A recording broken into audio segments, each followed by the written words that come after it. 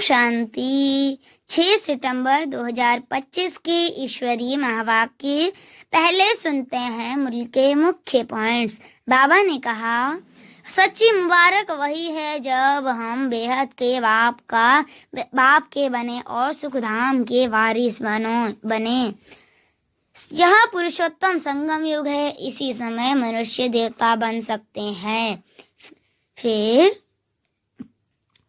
बाप कहते हैं, अपने को आत्मा समझो और मुझे याद करो, यही मार्ग है। लास्ट में बाबा ने कहा, जब तक आत्मा पवित्र न बने तब तक उत्तम पुरुष बन नहीं सकते हैं।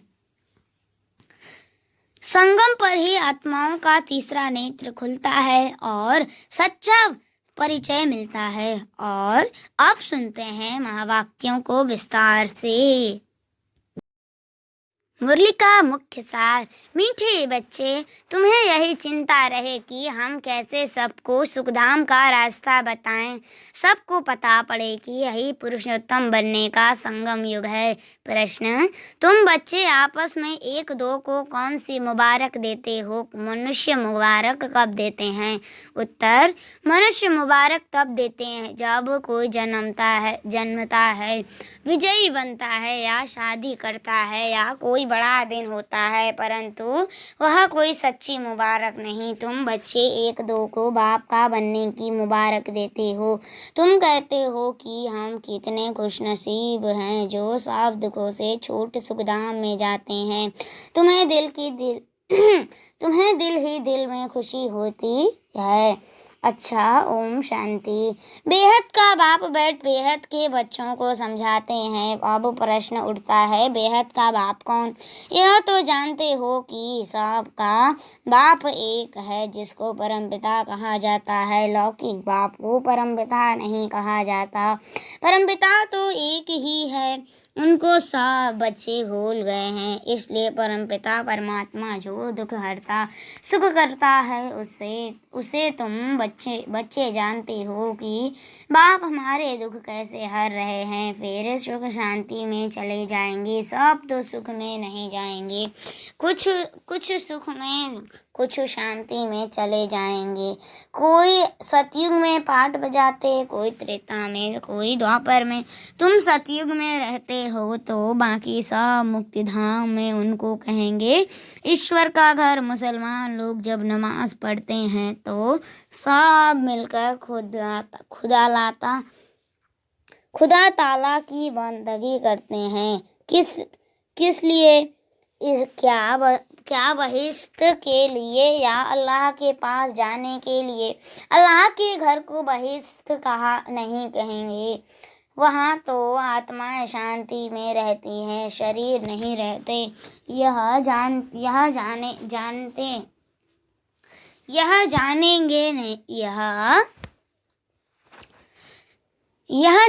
जानते होंगे अल्लाह के पास शरीर से नहीं, परंतु हम आत्माएं जाएंगी। अब सिर्फ अल्लाह को याद करने से तो कोई पवित्र नहीं बन जाएंगे। अल्लाह को तो जानते ही नहीं।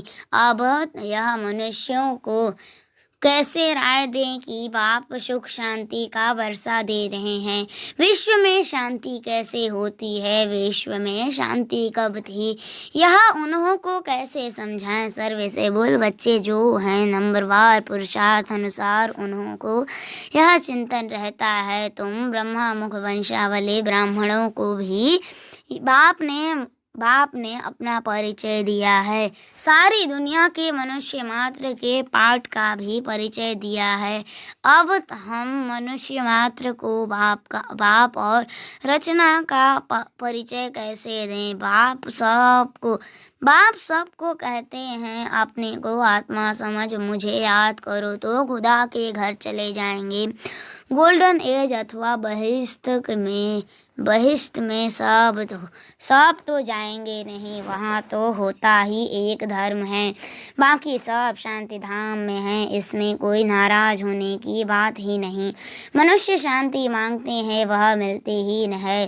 अल्लाह अथवा गॉड फादर के घर में आत्माएं सब जब आती हैं शांति धाम से, वहाँ फिर तब जाएंगे जब नाटक पूरा होगा। बाप आते ही भी हैं पति दुनिया से सबको ले जाने के लिए। अभी तुम बच्चों को की बुद्धि में है, हम शांति धाम में जाते हैं फिर सुखधाम में आएंगे। यह है पुरुषोत्तम संगम योग। पुरुषोत्तम अर्थात उत्तम से उत्तम पुरुष। जब तक आत्मा पवित्र न बने तब तक उत्तम पुरुष न बन नहीं सकते। अब आप तुमको कहते हैं मुझे याद करो और सृष्टि चक्र को जानो और साथ में दैवी गुण भी धारण करो। इस समय सभी मनुष्यों के कैरेक्टर बिगड़े हुए हैं। नई दुनिया में तो कैरेक्टर बहुत फर्स्ट क्लास होते हैं। भारतवासी ही ऊंच कैरेक्टर वाले बनते हैं। उन ऊंच कैरेक्टर वालों को कम कैरेक्टर वाले माथा टेकते हैं, उनके कैरेक्टर्स वर्णन करते हैं। यह तुम बच्चे ही समझते हो, अब औरों को समझाएं कैसे, कौन सी सहज युक्ति रचे। यह है आत्माओं का तीसरा नेत्र खोलना। बाबा की आत्मा में ज्ञान है। मनुष्य कहते हैं मेरे में ज्ञान है, यह देह अभिमान है, इसमें तो आत्माभिमानी बनना है। सन्यासी लोगों के पास शास्त्रों का ज्ञान है। बाप का ज्ञान तो जब बाप आकर देवें, युक्ति से समझाना है। वो लोग कृष्ण को भगवान समझ लेते हैं, भगवान को जानते ही नहीं। ऋषि मुनि आदि कहते थे हम नहीं जानते हैं, समझते हैं। मनुष्य भगवान हो नहीं सकता, मनुष्य भगवान हो नहीं सकता। निराकार भगवान ही रचता है, परंतु वह कैसे रचता है, उनका नाम रूप देश काल क्या है। कह देते नाम रूप से न्यारा है, इतनी भी समझ नहीं कि नाम रूप से न्यारी वस्तु हो कैसे सकती। इम्पॉसिबल है। अगर कहते हैं पत्थर ठिक्कर कच्छ मच्छ सब में है तो वह नाम रूप हो जाता है, वह नाम रूप हो जाता है। कब क्या कहते रहते हैं। बच्चों को दिन रात बहुत चिंतन चलना चाहिए कि मनुष्यों को हम कैसे समझाएं। यह मनुष्य से देवता बनने का पुरुषोत्तम संगम युग है। मनुष्य देवताओं को नमन करते हैं, मनुष्य को नमन नहीं करता। मनुष्य को भगवान अथवा देवताओं को नमन करना होता है। मुसलमान लोग भी बंदगी करते हैं, अल्लाह को याद करते हैं। तुम जानते हो वो लोग अल्लाह के पास पहुंच तो नहीं सकेंगे। मुख्य बात है अल्लाह के पास कैसे पहुँचे, फिर अल्लाह कैसे नई सृष्टि रचते हैं। यह सब बातें कैसे समझाएं, इसके लिए बच्चों को विचार सागर मंथन करना पड़े। बाप को तो विचार सागर मंथन नहीं करना है। बाप विचार सागर मंथन करने की युक्ति बच्चों को सिखलाते हैं। इस समय सब आयरन एज में तमो प्रधान है, जरूर कोई समय गोल्डन एज भी होगी। गोल्डन एज को प्योर कहा जाता है। प्योरिटी और इम्प्योरिटी, सोने में खाद डाली जाती है ना। आत्मा ही पहले प्योर सतो प्रधान है, फिर उनमें खाद पड़ती है। जब तमो प्रधान बन जाती है तब बाप को आना है। बाप ही आकर सतो प्रधान सुखधाम बनाते हैं। सुखधाम में सिर्फ भारतवासी ही होते हैं, बाकी सब शांति धाम में जाते हैं। शांति धाम में सब प्योर रहते हैं, फिर यहाँ आकर आहिस्ते आहिस्ते इम्प्योर बनते जाते हैं। हर एक मनुष्य सतो रजो तमो जरूर बनते हैं। अब उन्हों को कैसे बताएं कि तुम सब अल्लाह के घर पहुंच सकते हो। देह के सब संबंध छोड़ अपने को आत्मा समझो। भगवानुवास तो है ही, मेरे को याद करने से यह जो 5 भूत हैं वह निकल जाएंगे। तुम बच्चों को दिन रात का यह चिंतन रहनी चाहिए। बाप को भी चिंता हुई, किताब तो ख्याल आया कि जाकर सबको सुखी बनाओ। साथ में बच्चों को भी मददगार बनना है। अकेले बाप क्या करेंगे, तो यह विचार सागर मंथन करो। क्या ऐसे उपाय निकालें जो मनुष्य झट समझ जाएं कि यह पुरुषोत्तम संगम युग है। इस समय ही मनुष्य पुरुषोत्तम बन सकते हैं। पहले ऊंच होते हैं फिर नीचे गिरते हैं, पहले तो नहीं गिरेंगे ना। आने से ही तो तमो प्रधान नहीं होंगे। हर चीज पहले सतो प्रधान फिर सतो रजो तमो होती है। बच्चे बच्चे इतनी प्रदर्शनियाँ आदि करते हैं, फिर भी मनुष्य कुछ समझते नहीं हैं। तो और क्या उपाय करें भिन्न भिन्न उपाय तो करने पड़ते हैं ना, उसके लिए टाइम भी मिला हुआ है। फट से तो कोई संपूर्ण नहीं बन सकते। चंद्रमा थोड़ा थोड़ा करके आखिर संपूर्ण बनता है। हम भी तमो प्रधान बने हैं, फिर सतो प्रधान बनने में टाइम लगता है। वह तो है जड़, फिर यह है चैतन्य, तो हम कैसे समझाएं मुसलमानों को कि मौलवी को समझाएं कि तुम यह नमाज क्यों पढ़ते हो, किसकी याद में पढ़ते हो। यह विचार सागर मंथन करना है। बड़े दिनों पर प्रेसिडेंट आदि भी मस्जिद में जाते हैं, बड़ों से मिलते हैं। सब मस्जिदों की फिर एक बड़ी मस्जिद होती है, वहाँ जाते हैं ईद मुबारक देने। अब मुबारक तो यह है जब हम सब सुखों से छूट सुखधाम में जाएं, तब कहा जाए मुबारक हो। हम खुशखबरी सुनाते हैं, कोई विन करते हैं तो भी मुबारक देते हैं, कोई शादी करते हैं तो भी मुबारक देते हैं। सदैव सुखी रहो। अब तुमको तो बाप ने समझाया है, हम एक दो को मुबारक कैसे दें। इस समय हम बेहद के बाप से जीवन मुक्ति का वर्षा ले रहे हैं। तुमको तो मुबारक मिल सकती है, बाप समझाते हैं तुमको मुबारक हो। तुम 21 जन्मों के लिए पद्मपति बन रहे हो। अब सब मनुष्य कैसे बाप से वर्षा लें, सबको मुबारक दें। मनुष्य तुमको अभी पता पड़ा है, परंतु तुमको लोग मुबारक नहीं दे सकते। तुमको जानते ही हो नहीं। मुबारक देवे तो खुद भी जरूर मुबारक पाने के लायक बने। तुम तो गुप्त हो ना, एक दो को मुबारक दे सकते हो। मुबारक हो, हम बेहद के बाप के बने हैं। तुम कितने खुशनसीब हो। कोई लॉटरी मिलती है या बच्चा जन्मता है तो कहते हैं मुबारक हो। बच्चे पास होते हैं तो भी मुबारक देते हैं। तुमको दिल ही दिल में खुशी होती है, अपने को मुबारक देते हो। हमको बाप मिला है जिससे हम वर्षा ले रहे हैं। हमको बाप मिला है जिससे हम वर्षा ले रहे हैं। अपने को जिससे हम वर्षा ले रहे हैं। हमको बाप मिला है जिससे हम वर्षा ले रहे हैं। बाप समझाते हैं तुम आत्माएं जो दुर्गति को पाई हुई हो, वह अब सदगति को पाती है। मुबारक तो एक ही मिलती है, पिछाड़ी में सबको मालूम पड़ेगा। जो ऊंचे ते ऊंच बनेंगे उनको नीचे वाले कहेंगे मुबारक हो। आप सूर्यवंशी कुल में महाराजा महारानी बनते हो। नीच कुल वाले मुबारक उनको देंगे जो विजय माला के दाने बनते हैं। जो पास होंगे उनको मुबारक मिलेगी, उनकी ही पूजा होती है। आत्मा को भी मुबारक हो जो ऊंच पद पाती है, फिर भक्ति मार्ग में उनकी ही पूजा होती है। मनुष्यों को पता नहीं है कि क्यों पूजा करते हैं, तो बच्चों को यही चिंता रहती है कि कैसे समझाएं। हम पवित्र बने हैं, दूसरों को कैसे पवित्र बनाएं।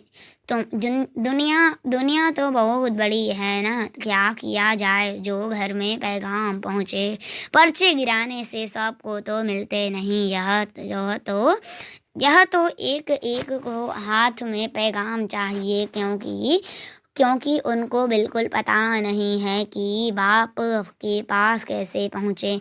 कह देते हैं सब रास्ते परमात्मा से मिलने के हैं, परंतु बाप कहते हैं यह भक्ति दान पुण्य का तो जन्म जन्मांतर करते आए हो, परंतु रास्ता मिला क्या?